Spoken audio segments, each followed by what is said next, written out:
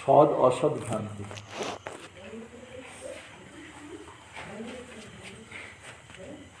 ভ্রান্তি মানে ভ্রম, সৎ আর অসৎ। সৎ অসৎ ভ্রান্তি মানুষের জীবনে কীরকম আসে? যা কিছু অসৎ আছে জগতের মধ্যে, মায়া, তাহা ভ্রমবশে মায়াকে সত্য বলে মনে হয়। এবং আমার মধ্যেও যা কিছু অসত্য আছে, আমি অসত্যটা আমার জানি না, আমার সেটাকে সত্য বলে মনে হয়। সত্যশ্রী এটা কি বলছেন? সদাসৎ ভ্রান্তি, সৎ আর অসতের ভ্রান্তি। এতে কি হয়? আমি সৎ কি যদি না জানতে পারি, তাহলে স্বাভাবিকভাবে যা কিছু অসৎ আছে তার দিকে আমার আকর্ষণ বাড়বে, আমি আকৃষ্ট হব। আর এই জগতের মধ্যে তো আকৃষ্ট হচ্ছে, এবং আমার যে এই দেহ জগৎ আছে, এই জগতের মধ্যেও যে সৎ আর অসৎ আছে তাহা আমি লক্ষ্য করছি না।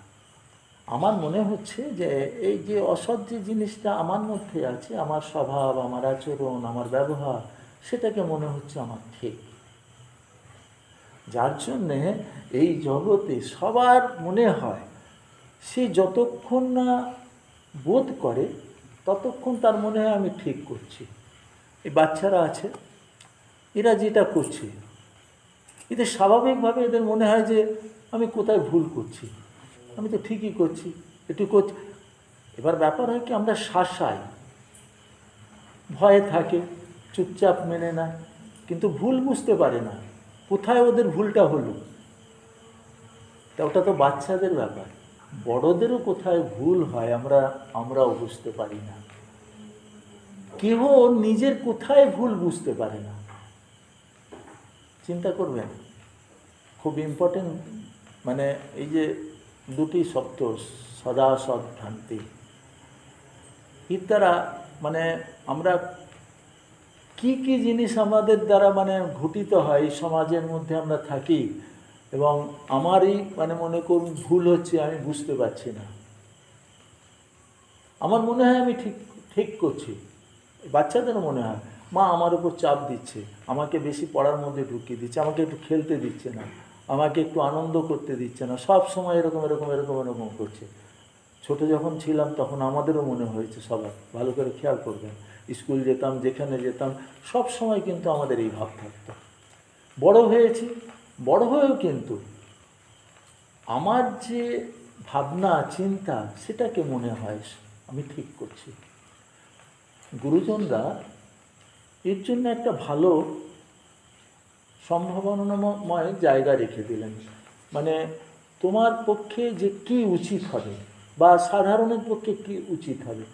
আমাদের ভারতীয় বিজ্ঞান তো মানুষের জীবনের আচরণ যেগুলো, সেগুলোর ওপর বিজ্ঞান নিয়ে শাস্ত্র হয়েছে, এবং কীরকম আচরণ হবে, কীরকম আচরণ হবে না, কিভাবে হবে, কিভাবে হবে না, শাস্ত্রের বিষয়গুলি সব এই রকম। ব্যবহারিক দিকগুলোকে বেশি করে তোলা হয়েছে। একটি সাধু তোমার কি করা উচিত, কি করা উচিত না, কি হওয়া উচিত, কি হওয়া উচিত না, এগুলোর উপরই জোর আগে দেয়। কেন দেয়? আগে ওই জিনিসটা যদি ঠিক না হয় তাহলে আমি শুদ্ধ হব না, পবিত্র হব না। আমার যে মন, আমার দেহ, আমার আত্মা, তাহলে হবে কি, ওই যে অসৎ, ওই অসতের জন্য আমার কলুষিত হয়ে থাকবে। তাহলে আমার যা কিছু কর্ম থাকবে, আমার যা কিছু ভাবনা থাকবে, সব কিন্তু কি হবে, পণ্ড হবে। তারা দেখেছিলেন যে মানুষ এই আমাদের এই চোখ, কান, নাক, যে পাঁচটা জ্ঞানেন্দ্রিয়, পাঁচটা কর্মেন্দ্রিয় যে রয়েছে, হাত পা, এগুলো কর্মেন্দ্রিয়ের মধ্যে, চোখ, নাক, কান, এগুলো জ্ঞানেন্দ্রিয় বলে। তা আমাদের এই ইন্দ্রিয় বহির্মুখী, বহির্মুখী হওয়ার জন্য হয় কি, আমরা সব সময় বাহিরের দিকটাই দেখতে পাই। আমার চোখ তো বাহির দিক দেখছে। আমি যদি চোখ বন্ধ করে যখন কিছু ভাবি, তখন দেখা যায় কি আমি আমার চিন্তা করছি, তখন আমার চোখ আপনি বন্ধ হয়ে যায়, আমি ভেতর দিকে দেখি। তা না হলে আমি এই চোখ খোলা অবস্থায় সব বাহির দেখছি, কান পাতা রয়েছে, সব শুনছি, এটাকেই মনে করি সত্য। কিন্তু এই জগতের যা কিছু আছে এই সব হচ্ছে মিথ্যা, সব ভ্রান্তি, কোনোটাই স্থায়ী নয়, সব অস্থায়ী। যাহার প্রতি তোমার মায়া যাচ্ছে, যে জিনিসটার প্রতি, সেটাও কিন্তু স্থায়ী নয়, সেও চলে যাচ্ছে। তোমার সামনে চলে যাবে, হয়তো তোমার পরে যাবে, কিন্তু কোনো জিনিসটাই স্থায়ী হবে না। সে জড়ই হোক আর জীবই হোক, সে ছোট প্রাণী হোক কিংবা বড় প্রাণী হোক, কোনো কিছুই স্থায়ী নয়। সেই জন্য বলে তাহার সত্য নয়। গীতা বলছে কি, যে অর্জুন, তুমি কি ভাবছো এরা জীবিত আছে? তুমি যে বিষাদ করছো, এদের তো মৃত্যু অনেক আগেই হয়ে গেছে, তুমি শুধু কারণ হচ্ছ, ব্যাস এইটুকুই জেনে রাখো। কিন্তু এদের উপর যে দণ্ড, সে দণ্ড তো এদের উপর হয়ে গেছে, তুমি করবে না, কেহ করবে। তার অর্থাৎ এই জগতে যা কিছু আছে, যা আমরা দেখছি, যা ভাবছি, এই সকল কিছু মায়া দ্বারা রচিত, কাল দ্বারা রচিত। এই কালের সর্বগ্রাসে রয়েছে। যা আজ আছে তা এক সময় থাকবে না, যা এক সময় আমরা দেখিনি তা আরেকটা সময় আমরা দেখব। এরকম চক্র বিবর্তন হচ্ছে।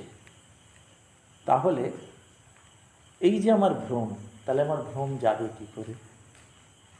আমি কিন্তু বিষয় থেকে সরি না, বিষয় হচ্ছে সদাসৎ ভ্রান্তি। তাহলে এই যে ভ্রান্তি, তাহলে যারা মনে করুন কি জ্ঞানী ব্যক্তির কাছে, গুরুর কাছে যাওয়া আসা কেন করে?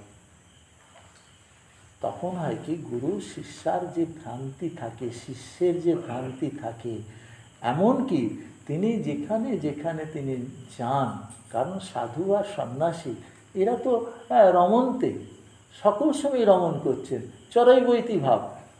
যেমন নদী সকল সময় কল কল করে চলে, সাধু স্বভাবও হচ্ছে যে তিনি কখনো স্থির থাকেন না, তিনি বহমান, তিনি সকল সময় জ্ঞানের স্রোতে ভাসছেন। তাহলে হয় কি, তারাই ভ্রান্তি দূর করেন। তা ঋষি, মনীষী, জ্ঞানী, গুণী, এদের দ্বারা আমার সংশোধন হয়। আমার ভ্রম কোথায়, আমাকে তিনি কি করেন, আমার অন্তরে প্রবেশ করান, আমার অন্তরে আঙুল দিয়ে দেখান, দেখো এইটা তোমার ভুল, এইটা তোমার ভুল, এইটা তোমার ভুল। যেমন একটা বাচ্চা থেকে একটি মা, নিশ্চয়ই তার থেকে জ্ঞানী স্বাভাবিকভাবে, যার জন্য মা শাসন করে কি এটা ঠিক নয়, সে জানে এটা ঠিক নয়, তার শাসনটা সঠিকই হচ্ছে, কিন্তু বাচ্চাটার মনে হচ্ছে আমার উপর শাসন হচ্ছে। কিন্তু যখন সে বড় হয়, তার তার তার যে অনুশাসন, তাকে কে করবে? এখন আমাদের যে অবস্থা আছে, ছেলেরা বড় হয়ে গেলে তার উপর আপনার অনুশাসন চলে না। এখন মনে করুন কি, কোনো কারোর ওপর একটু যারা বড় হয়েছে, বন্ধু বলুন, ঘরের বৌমা বলুন, শাশুড়ি বলুন, যে যাই হোক, কিন্তু অনুশাসনটা কে করবে? তা আমাদের জ্ঞানীগুণী মনীষীরা তারা বলে গেলেন যে তোমার থেকে যারা জ্ঞানবৃদ্ধ হবে, বয়সবৃদ্ধ যারা হবে, তাদের তোমার কথা শুনবে, তারা তোমাকে কীভাবে তোমার এই ভ্রান্তি, তোমার ভ্রমকে সংশোধন করে দেবেন। সত্যর্ষি বলছেন যে সে তোমার প্রকৃত মিত্র, যে তোমার ভুল ধরিয়ে দেয়। তুমি তাদেরকে তোমার শত্রু ভাবিও না। কিন্তু আমাদের কি হয়, আমরা যদি আমাদের কেউ ভুল ধরায়, তখন আমরা কীরকম ভাবি? বড্ড জ্ঞান হয়ে গেছে, আমাকে আমার ভুল ধরাচ্ছে, তাই তো? আমাকে জ্ঞান দিচ্ছে, ঠিক এই ধরনের একটা ভাব হয় আমাদের। কিন্তু তা তো নয়। তার কথাটা আমরা ভেবেও দেখি না, একবার বিচারও করি না। একটা শিশুর কাছ থেকেও হয়তো কোনো একটি শব্দ এমন একটা বেরিয়ে গেল যেটাকে আমাকে জ্ঞানে রেখে দিতে পারে, আমি এটা ভাবতে পারি না। তার হয়তো তার মধ্যে দিয়ে তার কোনো এমনই একটি কথা এসে গেল। তাই এখানে বয়সের ব্যাপার নেই, এখানে জ্ঞানে যে বৃদ্ধ হয়ে যায় বা জ্ঞান যাহার মধ্যে থাকে, কোথা থেকে পাবে, কিসের মধ্যে থেকে পাবে, তখন হয় কি, এই জন্যে অনুসন্ধান, প্রতিটা মানুষের যদি অনুসন্ধান থাকে তার নিজের মধ্যে, আমার ত্রুটি কোথায়, আমার ভুল কোথায়, আমার অন্যের ভুল, অন্যের গণ্ডগোল, অন্যের বিষয়, অন্যের আশয়, তাতে আমার লাভ কি আছে? লাভটা তো তখন হতো যদি আমি ধরতাম আমার কোথায় ভুল, কারণ আমাকে তো আর শাসন কেউ করছে না। তাহলে আমাকে শাসন একমাত্র আমি করতে পারি। তাহলে যারা বড় আছে তারা নিজেকে নিজেই অনুশাসিত করতে পারে, কারণ অন্যের করতে গেলে সে ততটা কতখানি গ্রহণযোগ্য যদি না হয় তাহলে হবে না। একটা হচ্ছে কি, যে বলছে তার প্রতি সেরকম একটা বিশ্বাস, তার প্রতি একটা সেরকম ধারণা, তবে তার কথা সে শুনবে। যদি দেখা যায় একটা জ্যোতিষ থাকে, হাত ফাত দেখে, মাদুলি টাদুলি দেয়, পাথর টাথর দেয়, কিংবা মনে করো কি ওঝা টোঝা থাকে, ঝাড়ফুঁক করে, সে যদি কিছু বলে তাহলে কিন্তু ভয়ের ভক্তিতে মনে গেঁথে যাবে। ও বাবা, যদি না করি, দেখো এগুলো বারণ, এগুলো করবে না, এগুলো এরকম এরকম করবে, এইখানে জল দেবে, ওখানে এরকম করবে, সেরকম করে বলে দিল ওঝা গুণিন যারা রয়েছে, আর তুমি তা কিন্তু অক্ষরে অক্ষরে পালন করবে। কিন্তু এটাই যদি মনে করো কোনো গার্জিয়ান, বা দেখা যাচ্ছে ভয়ে ভক্তি এবং তার প্রতি মানে একটা ধারণা অন্যরূপ আছে, সেখান থেকে তোমার বিশ্বাস আসতে পারে। কিন্তু এখানে বিশ্বাস যদি, যে তোমার গার্জিয়ান, যাকে তুমি মনে করতে পারো যে এনার কাছ থেকে আমি গ্রহণ করতে পারি, ইনি আমার শিক্ষক, আমাকে আমার জীবন শিক্ষা দেন বা দিচ্ছেন, তাহলে তোমাকে জেনেই নিতে হবে যে আমাকে আমার মধ্যে প্রবেশ করতে হবে। আমি যে ত্রুটিগুলো ওপরের দেখি, দেখো কেমন হাঁটছে, দেখো কেমন চমবম করছে, কত কি বলি, কথা বলতে ঢং নেই, মানে বিভিন্ন জনের বিভিন্ন খামতি আমরা খুঁজে বেড়াতে থাকি। এবার যে খামতিটা আমি অন্যের খুঁজছি, সেই খামতিটা একটুখানি এই রিটার্ন করে চোখ বন্ধ করে একটু আমার দিকে তাকিয়ে দেখি আমরা। যদি আমরা দেখি তাহলে কি দেখব? তাহলে দেখব ওই রকম শত শত ভুলকে আমরা সত্যি করে রেখে দিয়েছি। আমার মনে হচ্ছে আমি ঠিক করছি। এই যে জায়গা, এই জায়গা মানুষকে কি করছে, কখনো কল্যাণ, কখনো মঙ্গল, কখনো কিছু করে না। তার যত বিপদ, তার যত আপদ, তার যত অনিষ্ট, সকল কিছুর মধ্যে কিন্তু এই ভ্রান্তি, নিজেকে না জানা, নিজেকে না বোঝা। আরে আমার অপরকে বুঝে কি হবে?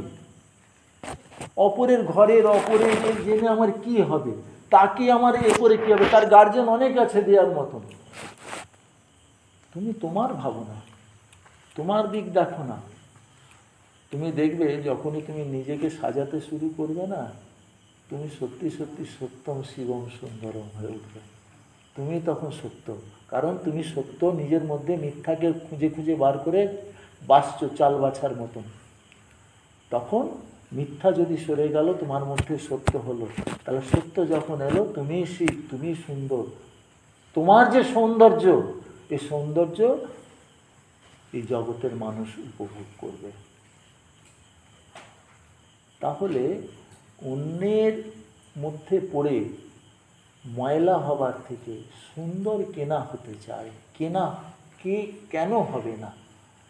শুধু হচ্ছে কি তাদের ভাবনা, ভাবনাটা যদি সঠিক পথে দিশা নির্দেশ থাকে এবং সেটাতে যদি আত্মবিশ্বাস থাকে, বিশ্বাস থাকে যে হ্যাঁ ঠিক তো, ভেবে দেখো না আমি যে কথাগুলো বলছি, দেখো এটুকু জ্ঞান সকলের আছে, যারা একটু বড় আছে, এই বাচ্চারও ওদের মতন করে আছে, যে আমরা এই দিকটা যদি ভাবতে শুরু করি তাহলে তো কিছু থাকে না।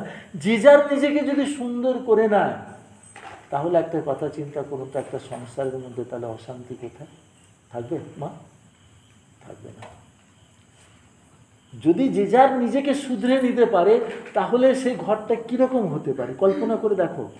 যেখানে সে থাকবে সেই জায়গাগুলো বা তার আশপাশ সকলে যদি এরকম থাকে, সেরকম কীরকম হতে পারে।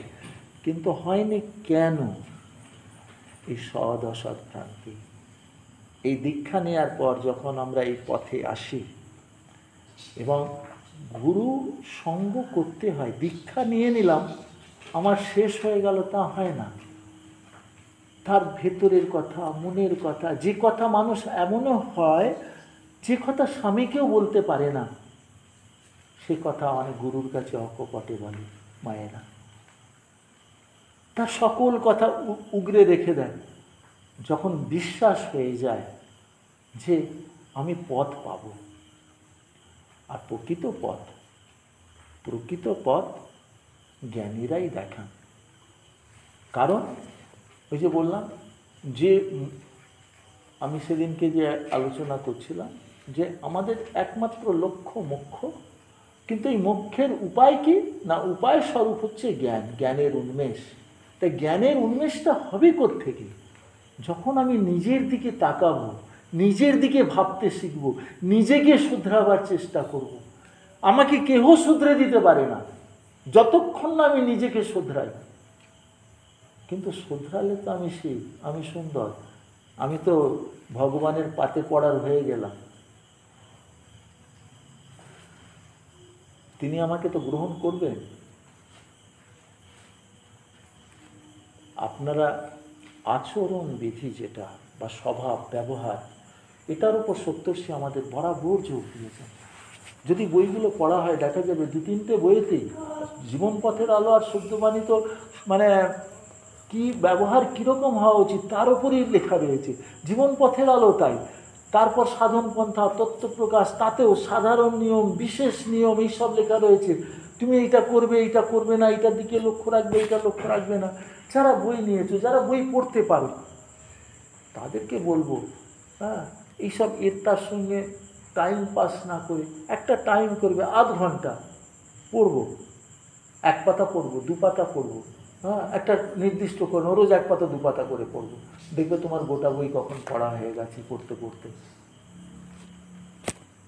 এবং তুমি বলবে হয়তো বুঝতে, তা দেখবে পড়তে পড়তে পড়া হয়, বুঝতে বুঝতে বোঝা হয়। কেহ কোনো জিনিস মায়ের পেট থেকে জেনে আসে না।